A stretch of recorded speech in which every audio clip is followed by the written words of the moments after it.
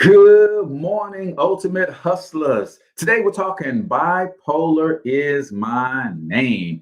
Yes, Dr. Kourtney Davidson is joining us this morning as we continue our discussion on the importance of mental health and overall health on this edition of Wellness Wednesdays, understanding how to cope with mental illness. Sometimes we believe that if something is going wrong upstairs, just like in a lot of cases, we believe if something is going on in our bodies, it's a death sentence. And no, that's not the case, ladies and gentlemen. And as entrepreneurs, we've got to understand how to stay mentally sound. And then if we do have some things that we need to talk about, it's no longer taboo to talk to an expert or professional, right? If you're running a business and your business isn't doing well in sales, you're probably going to go hire a sales consultant, right? You would do the same thing when it comes to your mental, your emotional, your spiritual, your financial, your physical health. And we've got one of the best to ever do it joining us today as it relates to mental health. So do me a favor, comment in the chat where you're from, drop the name of your business and or your brand, and smash that share button, ladies and gentlemen. And guess what? I want you to take part. Make sure you put your questions in the comments for Dr. Kourtney as well, because we will give her an opportunity to answer some of your questions. So y'all know how we do it on the Cortez Hustle Show.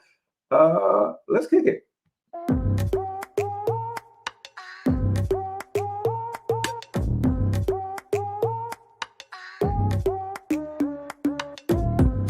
Yo, what's up, Ultimate Hustlers, and welcome to the Cortez Hustle Show, the business podcast for the entrepreneur of the 21st century. And I'm your host, Cortez Hustle. Our goal is to give you a behind-the-scenes look at how the world's greatest hustlers build amazing brands, scale their businesses to incredible heights, sell more, make more, and create mass movements that impact the world. It doesn't matter if you're a seasoned vet or you're sitting on the sidelines with aspirations to one day unleash your inner hustle.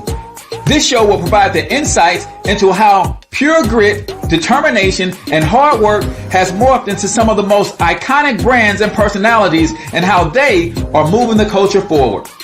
You'll get a mix of solo shows featuring yours truly, as well as interviews and content from other hustlers that I either know personally or I've learned from or whose grind I've come to know and respect. And you'll also get exclusive recordings from our membership called Monetize My Life Academy, which you can check out at monetizemylifeacademy.com. That's a program where we go live every month with some of the best hustlers on the planet, sharing best practices on how we all can explode our brands with advanced branding and marketing tactics, business development strategies, and financial game planning necessary to build the empires we all desire. Again, that's at monetizemylifeacademy.com. If you like today's episode, chances are the hustlers you're connected to will like it as well. Share it with those in your network. And when you do, use hashtag Cortez Hustle so I can see you and hopefully give you a shout out and share you in my stories. So check out today's episode and make sure you subscribe to the feed on your favorite podcasting networks.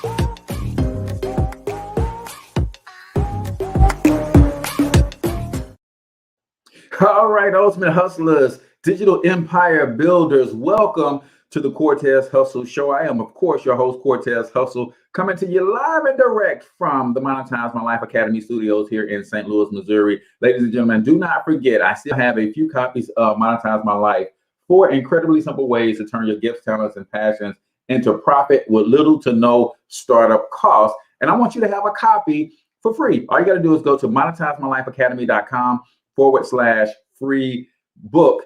And for a limited time, if you act now, you'll also get instant access to one of my most popular online courses, also for free, called How to Become an Influencer. I want to help as many people as possible learn how to profit from their gifts and talents, as well as how to use social media and the internet in this 21st century age to really grow and expand your brand and get your message out there to the world. That's monetizemylifeacademy.com/free book. Man, do we have a great show lined up for you today.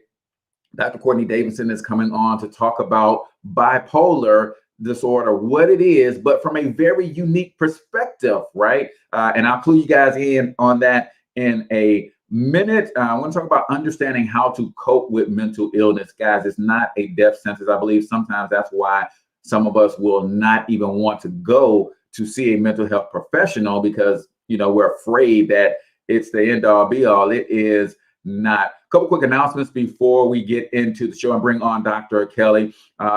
If you guys don't know, Monetize My Life Academy is lit. You can get started for just $1. It is the premier digital marketing mastermind group for solopreneurs. If you're trying to figure out how in the world can I use social media to get my message out, to get my brand out, to create more sales, how do I use automation, sales funnels, websites, how to use lead magnets, how to put my whole system together. If you're trying to figure all of that stuff out and you need some help, then you need to go to monetizemylifeacademy.com, ladies and gentlemen. You can get your first month for just $1. We give a course away every single month. We have live training every single month. And we just started having bi-weekly half hours of power. Last night, we had a half hour of power on business credit basics, and it was the bomb. And if you get enrolled for just $1, you actually get the replay of last night's half hour of power, where we talked about how to set your business up for business credit and business funding. So I'm super excited about that. I want you guys to take part of that. That is if you need help growing in the area of branding, marketing, social media, internet, systems, tools, resources, that sort of thing. Monetize My Life Academy, you can get going for just $1. Also, ladies and gentlemen, if you have a business or a brand and you're looking for a unique way to market that business, then you can sponsor the Cortez Hustle Show. I have a potential reach of just shy of 150,000 people between my followers and my YouTube subscribers.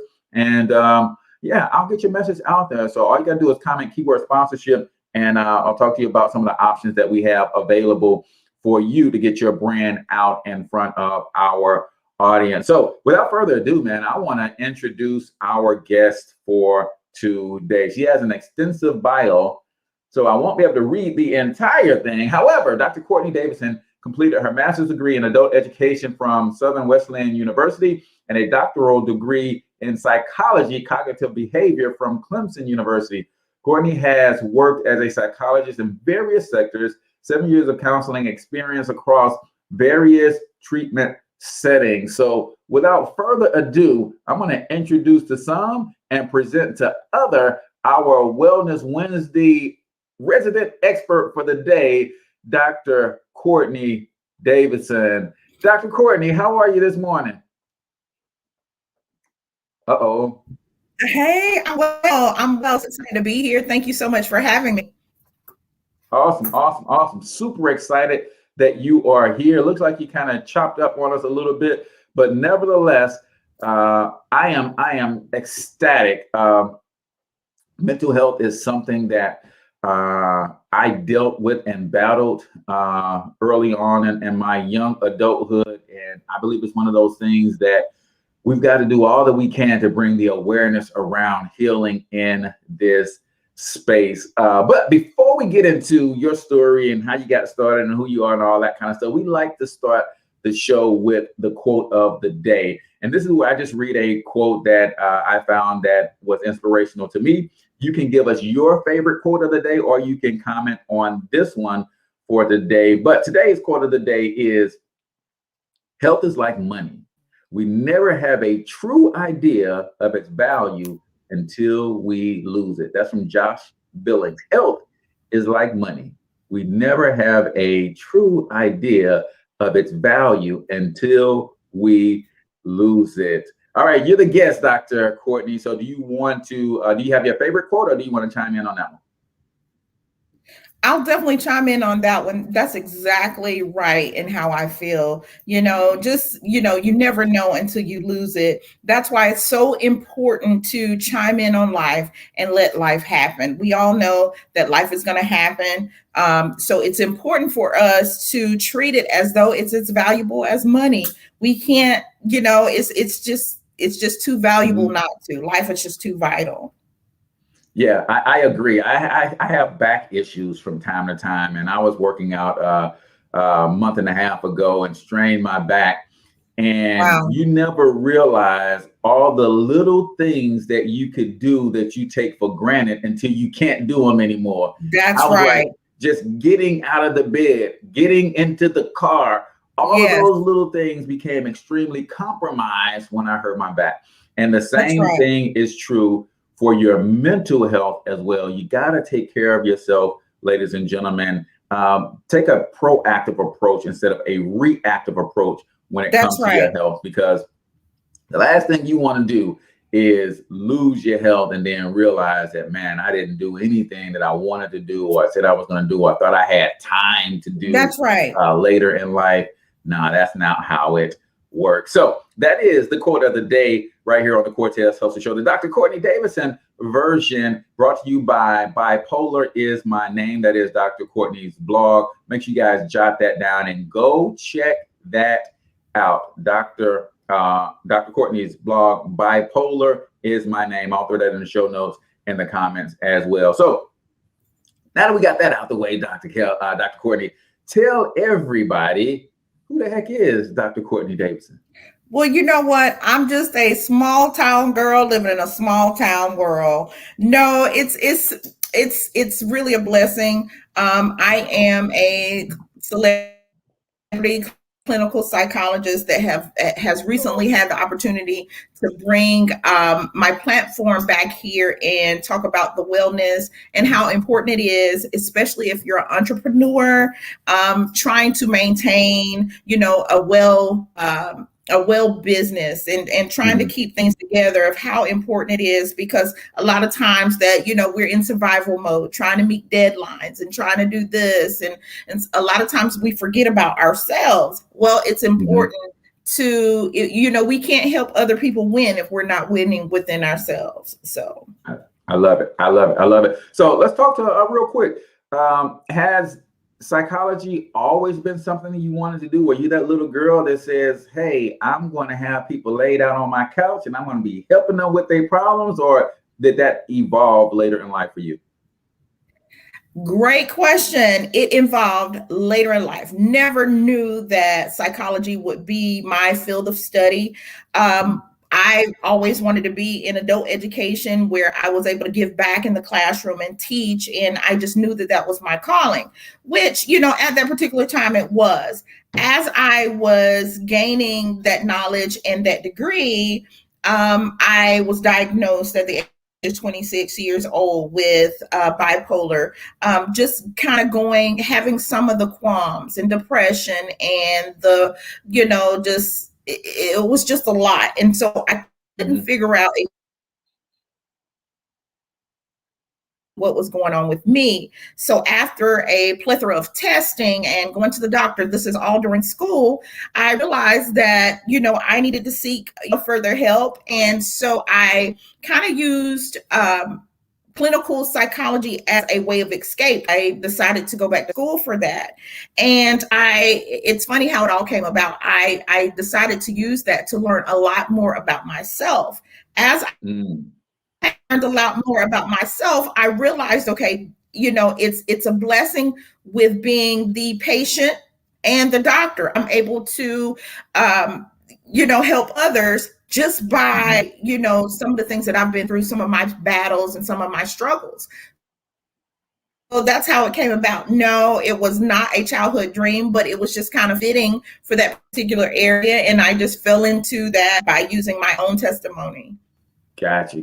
Man, that is amazing. Let me ask you this. Did you have any issues with the standard Black people taboo when you first started feeling not your best, and when it came time for you to actually go seek help? Were you like, Black people don't do that?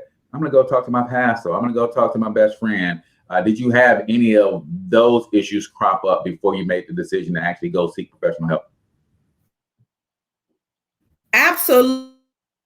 In the community that I grew up in, it was very taboo. We didn't talk about those things. You dealt with those things going through things like this. There was, help that was prevalent. There wasn't any of that. So, even if you tried to talk about it within your own family, your own close-knit family, it was always about, let's pray about it. Let's talk about it within the family. It shouldn't go outside the house, that type of thing. So it was a hard struggle because I was seeing other people flourishing and all of my friends in college and things like that. And I couldn't figure out why I wasn't able to, be at my full potential, having a great life and having fun in college and all those good things.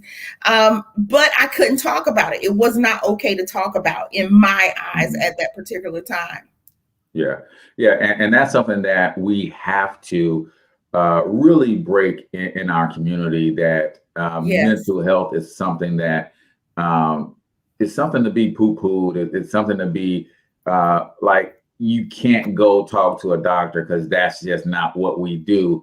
And when you think about it, when we have trouble with our car, we take our car to a car doctor. When we have Yes. trouble with our body, we take our body Yes. to a health doctor. If you have trouble with your mind in any capacity, you want to go see a mind doctor, right? A Yes. emotional doctor, somebody that can help you through those issues. So what was it like when you decided, okay, I know I need help. I'm not feeling this. I'm not feeling right. Something's off. Yes. And when you actually made that first trip to the doctor, did you hit it out of the park? Meaning, was that first doctor able to help? Because here's another thing that I'm noticing in this field is that a lot of times, if the first doctor can't relate, then Yes. it's like, okay, I'm not going back. Man, that was a Yes. waste of time. And so did you hit it out of the park? Did you have your first experience with the doctor? Were they helpful, or did you have to kind of, interview a few doctors before you found the right one that was a good fit for you?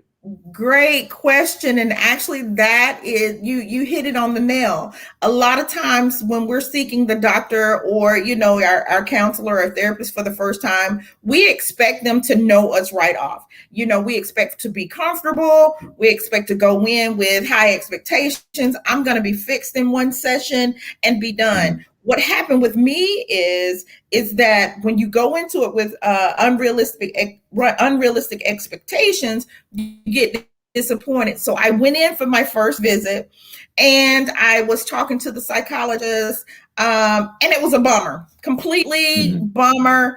I was disappointed when I came out. I actually felt more depressed when I came out than going in. Wow.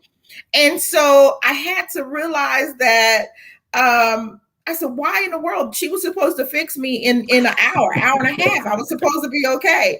But that's how it is. We have to remember that if we expect them to get to know us, we, it's vice versa. So it's not always a good fit, just as well as if you're taking medication and you're sick and it doesn't always help, the doctor has to prescribe you something else. So that's kind of how you have to go into it. No, my first experience, actually, even my second experience wasn't good. But the good thing is I held on to the fact that I knew that I couldn't live life the way I was. So I actually went through an interviewing process. I treated it like if I was on a first date. You're getting to meet somebody for the first time and you're asking questions and things like that. And you have to go through that. My third time going was a great fit. And I'm thankful that I went through that interview process because not that it would have been wasted time. It's just that it wouldn't have been a good fit for me at that particular time. Right. But great question. Yes, no, it did not work the first or the second time. Yeah. And I think that's common. A lot of times when we go to a physical doctor, a lot of times for us as Black people, we go to a physical doctor when we actually have to be there. And it's like, we can't walk away because we're in so much pain or there's something really, really wrong. So we don't go through that process. But if you're going to a doctor for regular checkups and stuff, you'll feel that, man, this guy has no compassion, no empathy. There's no bedside manner. I'm going to go somewhere else. And you're going to find the right practice. You got to do the same thing with your mental health. That's right. And we are good at, there's nothing like canceling a whole thing. Like we go to a Black-owned restaurant. If the food ain't like what we want, the service ain't like what we want, then it's like, I ain't shopping Black no more ever. No other industry, no other. I'm like, no, you can't do that. Go to another Black-owned restaurant. Same thing is with doctors and your mental health. Well, That's We got to right. go to a little segment, Dr. Kortney, that I call 1 minute motivation. And on the other side of that, I want you to also be thinking, I want you to really break down what bipolar disorder is. There's a lot of myths out there about what it is, what it Yes. isn't. We really want to clear all of that up. And we'll continue your journey to your own healing and then what ultimately led you to having your own practice and all of that stuff. But 1 minute motivations, where I play a short 1 minute motivational clip. And then you share a couple takeaways and I'll share a couple takeaways from that clip. And then the audience will also share their takeaways as well. And then, of course, we'll shout out our sponsor. But this is 1 minute motivation right here on the Cortez Hustle Show. Let's do it. I've looked in the mirror every morning and asked myself, if today were the last day of my life, would I want to do what I am about to do today? And whenever the answer has been no for too many days in a row, I know I need to change something. Remembering that I'll be dead soon is the most important tool I've ever encountered to help me make the big choices in life. Because almost everything, all external expectations, all pride, all fear of embarrassment or failure, these things just fall away in the face of death, leaving only what is truly important. Remembering that you are going to die is the best way I know to avoid the trap of thinking you have something to lose. You are already naked. There is no reason not to follow your heart. Stay hungry, stay foolish. Hoo-wee! Dr. Kortney, what did you hear? Yes, let's stay hungry. We have to stay hungry. We have to be able to commit to our wellness. We talk about it all the time. I need to make sure that I'm in a good headspace, and it's difficult when we're talking about it, but the main thing is committing to it. We have to make sure that, if we're feeling in a certain, feeling a certain area or feeling a certain way, we have to make sure that, okay, let's try something else. Let's do this, let's let life happen is what my major takeaway from that is. We can't always handle what happens. We don't always have control, but we have to stay hungry. And by that, we have to let life happen. It's just, that's just something that we have to be prepared for. I can get onto it, later on in the segment. But one thing that I think about the most is, it's not, and I want you guys to think about this, it's not life that stresses us. It's the thoughts of life that stresses us. The how-tos, how am I going to do this? How am I going to get through this? We know that life is going to happen, but so we need to just let life happen sometimes. Yes, it's good to prepare, but we can't prepare for everything. So that's it. I like that he uses the fact that we're all going to die. Yes. And what I listened to, what I heard was start moving with a sense of urgency, right? In your life. I think about this in my business and my relationship with my wife and my children. A lot of times I get so bogged down in entrepreneurship and doing my thing that it's like, no, at one point I'm going to die and my wife hasn't seen Hawaii yet.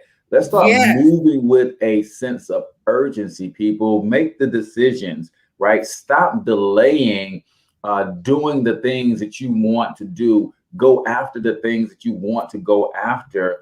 And then he said at the end, stay hungry and stay foolish, right? I love the stay foolish because, Dr. Kortney, a lot of people think I'm foolish for believing that I'm going to build a media empire that will one day surpass Ted Turner and Walt Disney, right? That creates a hunger in me. So I'm staying hungry and I'm dreaming enormously huge. And that's foolish, but that gives me life. That gives me something to chase. And so I want to encourage everybody out there. If you need motivation, just remember, you will die someday. And start moving with a sense of urgency and stop looking at what everybody else is thinking, what they're doing, what you think they're going to think about you. Don't allow a sense of fear or failure or loss. None of that stuff, man. Just go out here, do That's do right. you to the best of your ability. Exactly. Move with a sense of urgency. That was Yeah. 1 minute motivation right here on the Cortez Hustle Show, brought to you by kidslovemoney.shop. Let me share with you this short clip for the book and the flashcards to help your children learn more about financial literacy and money from kidslovemoney.shop.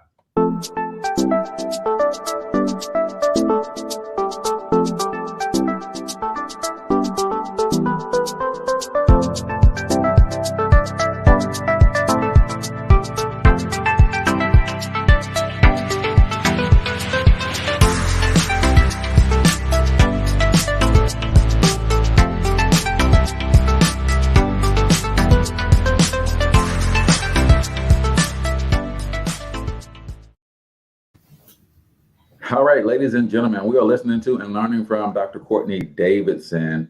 And before we went to 1 minute motivation, I wanted you to break down exactly what is bipolar disorder, so we can get a clear understanding of what it is. And then we're going to continue to talk about how you battled with it and overcame it. And now you're helping people get through it themselves. So exactly what is bipolar disorder?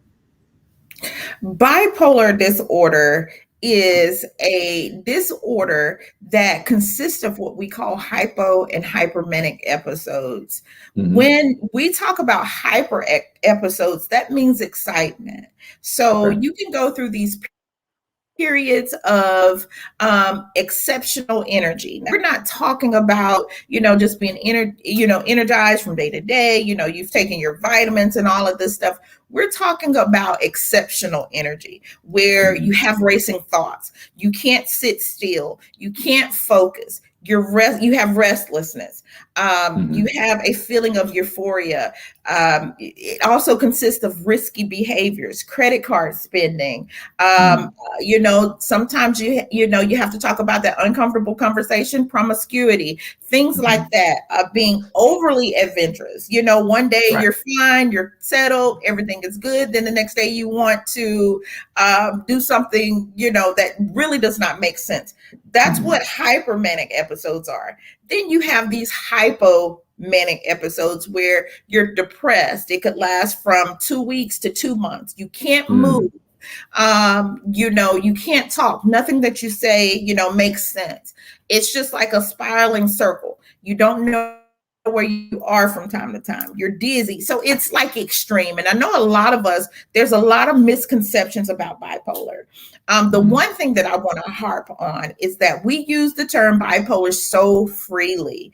Mhm. We hear people make jokes out of it, and that's fine too. But we have to be mindful of those that are, dealing with these things internally. And just so that, we welcome the situation, Yeah. not necessarily fun situation. But those are the things that you go through with bipolar disorder. The next thing is, seeking, treatment. You have to go through a plethora of exercises, activities, treatments, and things like that to be actually diagnosed with bipolar. That's not something you say, okay, I may have these symptoms. If you feel like, this is, something that you may be suffering from, you go and seek the right professional help. They will take Mhm. you through months of series of treatments in order to diagnose you. So, we have to think about that. You don't want to be treated for bipolar disorder if you do not have, it just really can affect you. It's a chemical imbalance that we deal with. And if you have the incorrect chemicals or you have the incorrect supplements in your body or treatment, it could affect us, in a negative way. So Gotcha. that's the main thing. Growing up, how I have dealt with it. I've done a lot of research, and I try to come up with these different coping mechanisms, Mhm. treat our minds and treat our bodies. So that's kind of how, I deal with it on a daily basis. One thing is, like I said before, let life happen. We know that life is going to happen. The second thing is seeking treatment, seeking the proper help. One thing that also helped me is, and this is major, accountability partners. It's so important for us to have accountability partners. We always worry about, who's in our corner and who's not in our corner. But if you have those particular ones that you can go to, or they call you and say, okay, where are you? Where's your headspace? Those are always good things. So I kind of hope that answers your question. But yeah, it's been a daily struggle. Even though myself has been a clinical psychologist, it's not easy. So one thing I will say about this, there is no cure for bipolar disorder. It's a chemical disorder. It can be managed, it can be treated, but it cannot be cured. So I deal with this on a daily basis. Right. I'll give you an example. Last week, it was a rough week for me. I had hypermanic episodes. And then once you have these hypermanic episodes, then they drop down to hypomanic episodes. So, that's kind of what bipolar is. It's when everything is to the excess, it's right. Extreme. Yes. That not the absence of that even keel. I'm not too excited. I'm not too down. I'm kind of able to maintain balance right there in the middle with little fluctuations. Man, that is something to understand how it works. And I'm glad you said that it is something that can be managed, because again, sometimes people don't want to have these diagnoses because they think that it's the end all be all, is like life has to change dramatically. Of course, you got to manage and you've got to maintain, but you could still live a healthy and a whole life, right? Yes, you can. Awesome. Go ahead. Yes, you can still live a healthy, fulfilled life. It's not a race. And that's what we have to remember. We all have goals, and though someone else may meet their goals, at a certain time when they want to meet them. For us that, battle with this type of illness, we still have goals. We're still able to meet them. It may not happen, as soon as the average person may do it. And we have to understand that. I have to give the example of when I was in college. It took me 16 years versus 12 years for me to get my clinical license. And it's because I had to deal with so many things in between seeking treatment, taking care of myself, as well as, trying to do all this research and all this good stuff. So, it takes time, and we have to understand that, we're on the path of success, but there are bumps on that road to that path. So, we kind of have to look at it like that. Gotcha. So it took you a little longer to get it done, but now you got it done. Now you're here. And you spoke earlier about having the unique perspective. And I think this could be so helpful on one end, but then I also think it could hurt your business on the other side, that being someone who's dealing with it, that you have the experience so you can help somebody through it. But do you also have people who not want to be your patient because you're dealing with it at the same time? Yes. You are asking the most amazing questions. I was doing some research yesterday about, how, people. First of all, when you're dealing with an illness like this, it's all about the trust factor. So when you're seeking help, and all of this, you want to make, we often go in and say, okay, I don't know if I want to talk to this person because I can't open up. I don't know if I trust this person. Well, coming from somebody that is suffering from it and dealing with it, it could kind of be a little deterred from other people that are wanting to come and seek me or seek counsel because they're not so sure if I'm, to my full potential or to my full capacity to where I can help them. The good thing about it is, especially in the African American community, is that I look I think about the little girls that I hear that are dealing, I look just like them. I can relate just like you. As a African American adult, I go through things, and that's what I use my platform to let you know, is that I go through things too, but here's what I'm doing, and let's do life together.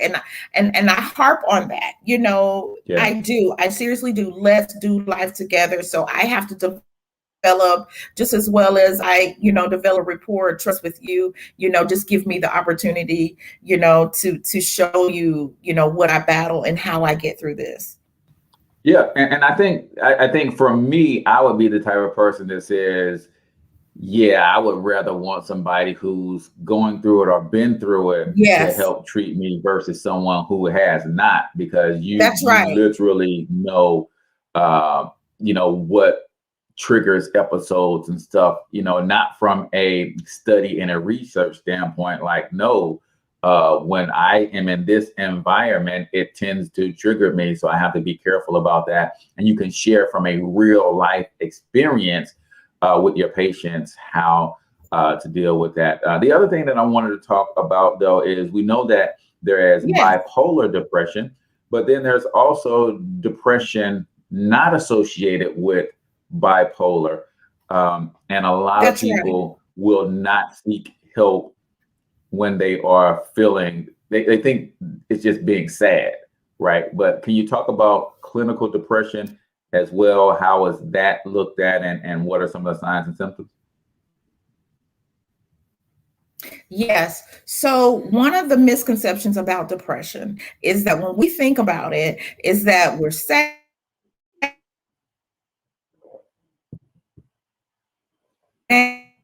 down, the symptoms. When we're on, you see us and we're excited and we're doing all these things. Form of, we want to on certain things or certain aspects in our lives, but deep down inside. Dr. Kortney. Uh-oh. Can you go back to the beginning of what depression is and one of the misconceptions? You kind of broke up a little bit, and I want to make sure that we capture that. One of you was talking one of the misconceptions of depression. Yes, one of the misconceptions of depression is when we're, a lot of people think that we're quiet, we're down, we're sad, and those are. Can you hear me? Okay, because there is a little. Yes. Go ahead. Okay, mm-hmm.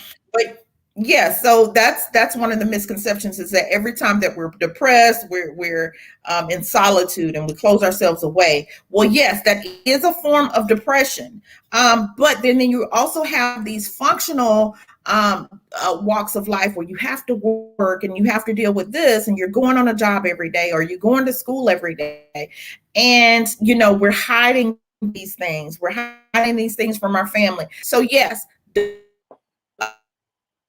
One of, being diagnosed with clinical depression, yes, you can stay in the bed, you're tired and all these different things.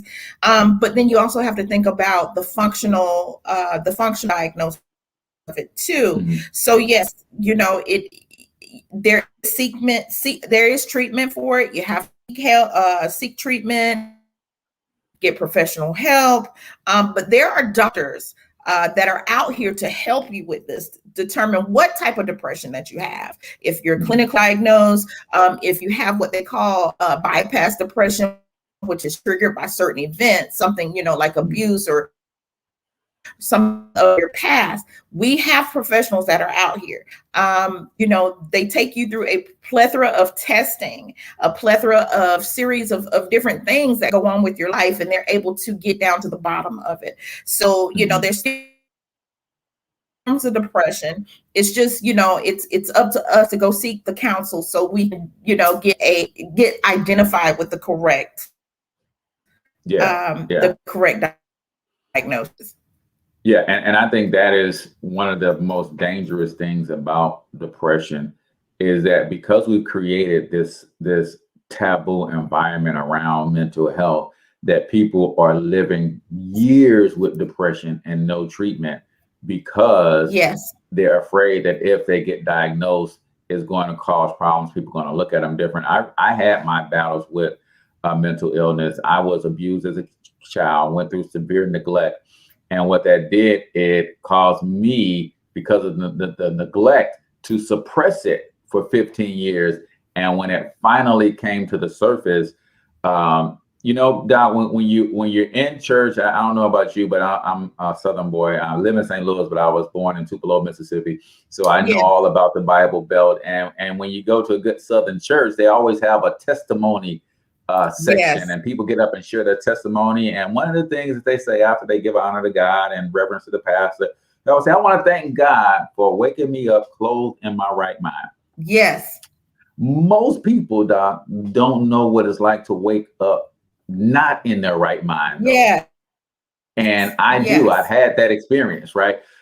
So that was my battle with mental illness. And I remember coming out of the hospital and starting my recovery journey. And I had a friend that I was teasing, and he called me crazy. And that cut me to my core. Yes. Because of battling what I was battling and coming through on Yes. the other side. I was like, man, that really, really hurt. So I say all that to say that I know how a person could hide their mental challenges because they don't want to be perceived in this society as crazy. Talk about how Absolutely. people Yes.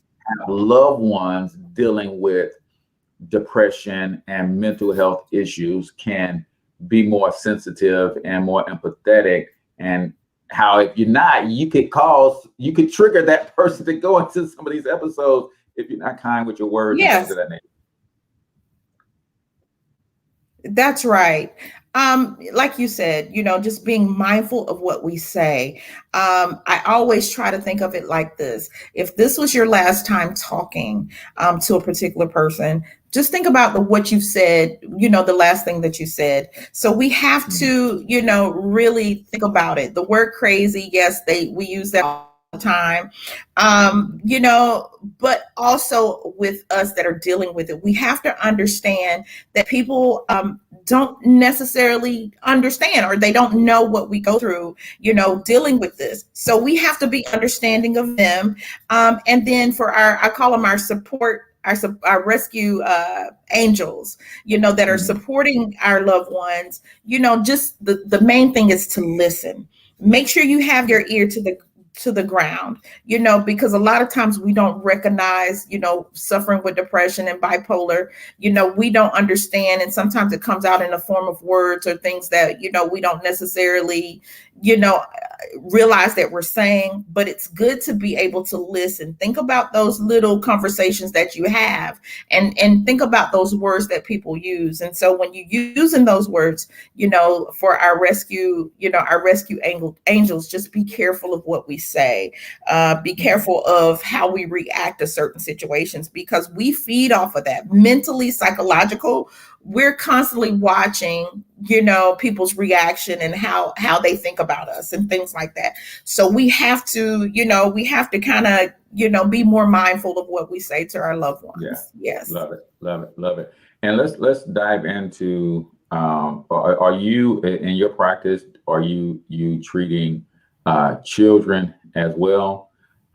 Because I know that it seems to me that there's not nearly, I mean, it's taboo just in general, but when it comes to our children, one of the first thing that comes out is our children are so resilient. And it's like, yeah, they're resilient, but that don't mean they're not hurting emotionally. That don't mean they need to talk. So are you in your practice treating children, or have you seen any big pushes or campaigns to really make sure we're addressing the mental health of our children? At this current moment, I am seeing adult clients only. But as of recent, since February, I've had the opportunity to go into middle schools and, talk with these young kids. And here's how I look at it. If we are more, apt to getting them help and talking with them and treating them as adults, they will have the coping mechanisms and the coping skills of when they face these things and they're going through life. It is very important. I have recently started teachers and other educators that are educating these students of how, we should focus more on, their behaviors and their behavior patterns, because it starts with our youth. If we can take care of our youth, then as they proceed through life or focus through life or fulfill their dreams, then they kind of have a hand on, how to cope and how to deal with these types of things. But currently, to answer your question, I am seeking, adults only. But I have opportunity. Yes. Gotcha. And when you think about it, what is the percentage of mental illness that comes from childhood trauma, right? So if we know that a large number or a large percentage of adults who are dealing with mental health challenges, it's rooted in childhood trauma. It seems like we ought to start helping the babies a lot earlier, because we know that trauma is happening, right? Yes. So statistically, and this is going to knock you out of your seat, it's 93%, especially of African American, our children are being affected by trauma, abuse, and it starts very early. And that percentage is growing. So what does that tell you? That percentage is getting higher and higher and higher. So it's very important that we get to our babies. We have to get to our babies first, and then give them the tools and the mechanisms, to get through life. Yes, it's very important. It's tough. Yeah, because when you think about what trauma is, and I think that's one of the things that hurts us, is that trauma is one of those things that it affects all of us differently, and we deal with it differently, especially outwardly. So it's kind of like if you accidentally stump somebody's toe and say, "Oh man, you stumped my toe," and the person who stumped the toe said, "Oh man, shut up, that didn't hurt that bad." How could you tell somebody else how bad something hurt or affected them? And I think we do that to our children quite frequently. We tell them how to feel and how something has affected them when they're really crying out for help. Have you experienced that as well? Yes, I have experienced that. And, it always comes from, our learned behavior, when we're growing up. And it kind of, there's a pattern, how we started when we were children, and, like you said, how our parents treated us. So it's one cycle. But the main thing is, and I've had to learn this with my children, to listen, let them have a voice, in their own right. Yes, they're young. They may not be able to make the decisions, as we make, but let them have a voice. A lot of times our kids tell us what's going on with them without telling us. And it's our goal to not necessarily tell them how they should feel, or, it's our goal to give them a platform, to have a voice and to, express themselves. I always tell my children when they go through something, okay, listen, whatever it is you're going through, we're going to talk about this thing. I want you to tell me. I'm not going to interrupt you. Tell me how you feel. Why are you, going through this? Give me your background. After that, then we're going to deal with it accordingly. It's not my job to suppress those thoughts. We have to be careful and allow our kids to, be who they are as, future adults. Yeah. And I think that's what we get lost in that. They're our kids. They're somebody that we're supposed to rule over and dictate. And we forget that they're little people, and they're going to spend more time as an adult than they are as our little babies, in where we have to guide and shape and mold them. But that does lead to suppression of thoughts and feelings and emotions. And you and I both know that basically is kind of like having poison on the inside of you. Eventually it eats away at you, and it erodes over time. So Dr. Kortney, we do a show called Freestyle, because I know you got bars, Doc, right? But no, we're not talking freestyle like music freestyle. But this is an opportunity because as I'm building this empire, I know I don't always ask the right questions. Sometimes the conversation never evolves to certain places.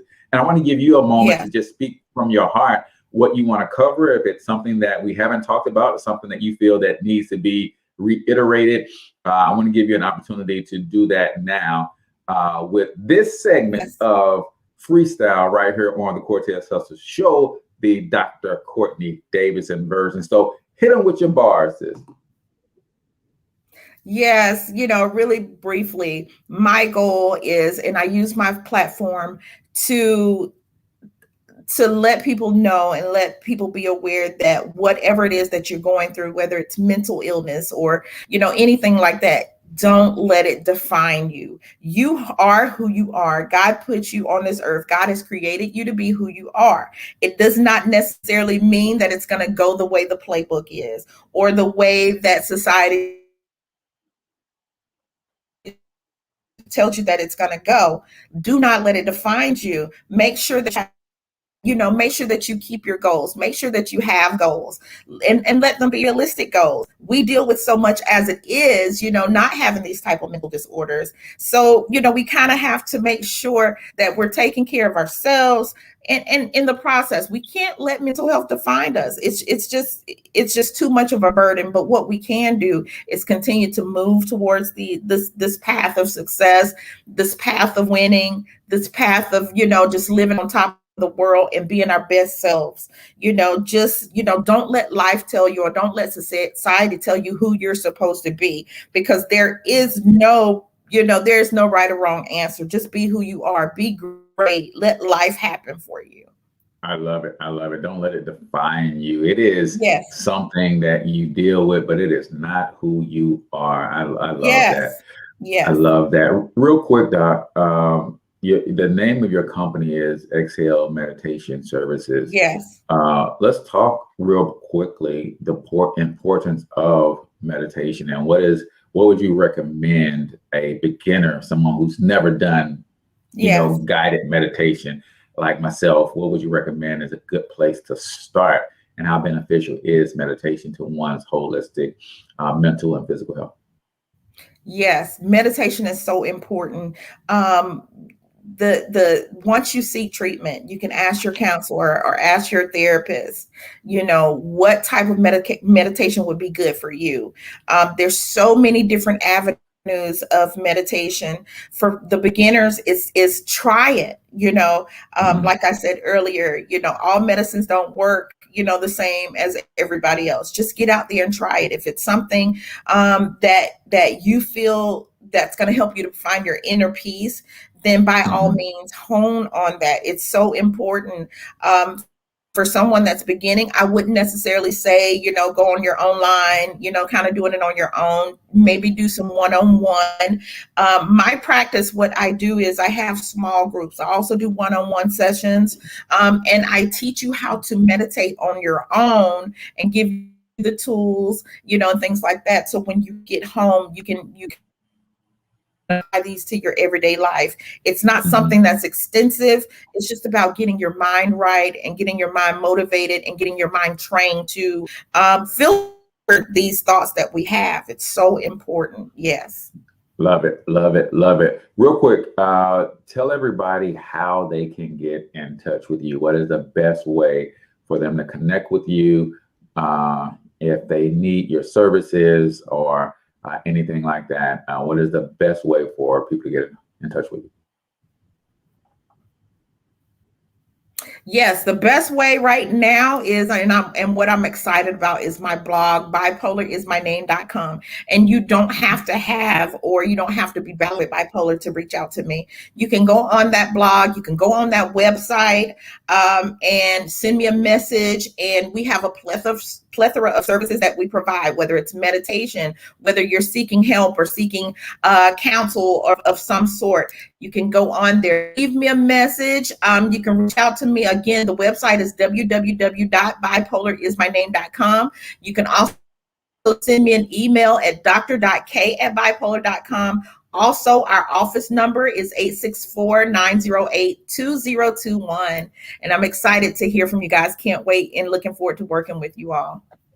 Awesome, awesome, awesome. Well, you have been listening to and learning from Dr. Kourtney Davidson of Exhale Meditation Services, LLC. Super glad that you were able to take the time, Doc, to come hang out with us on the Cortez Hustle Show. One of the things that, I am excited about doing with my platform is giving voice to the importance of mental health and helping to remove the stigma of going to seek professional help so that you can live your best life. You can't live your best life if you are not completely in control of your thoughts and your emotions, and you're on that emotional roller coaster of manic and depressive states. You got to really find good balance and good peace. And I appreciate everything that you shared with us this morning. Any final thoughts before we go? Just thank you for the opportunity. Thank you for using your platform to, to open this, to have this uncomfortable conversation. You are very awesome, and I appreciate the opportunity. Thank you so much again. Just disorders define you. Be yourself, be great, and, enjoy life. Love it, love it, love it. Well, that's it for the Cortez Hustle Show, guys, today. Appreciate you guys for all tuning in, chiming in. Got a lot of thank yous in the comments, so I appreciate that. Till we talk to you guys next time, I want you to get your money up because you absolutely can do it. But more importantly, you deserve to do it, each and every single one of you. Now hustle up.